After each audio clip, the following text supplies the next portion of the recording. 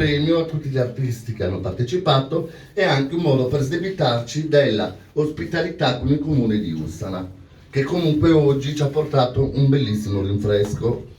Allora, perché cosa viene fatto appunto Tempus dell'Inenna? Il tema è sempre quello, l'uva, perché è uno dei paesi piantumati ad uva più grandi della Sardegna, credo, poi ce lo dirà meglio l'assessore, e poi per i monumenti caratteristici, quindi si potevano avere come temi appunto la vendemmia, ma anche monumenti, le terme romane del IV secolo di Ussana, il ponte Segafeno del 1855, la chiesa di San Saturnino Martire del XII secolo, la chiesa parrocchiale di San Sebastiano Martire del XVI secolo.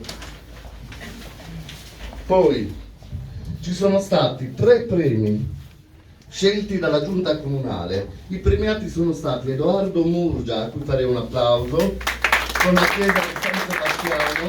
Dovremmo avere delle immagini dalla regia che partono dei quadri della mostra. Facciamoli partire.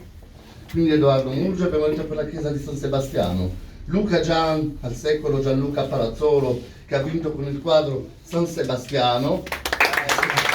E un terzo premio per tutto per merito, ma un terzo premiato, Antonio Milleddu con Vendemmia e San Saturnino. Facciamo un applauso anche ad Antonio Milleddu.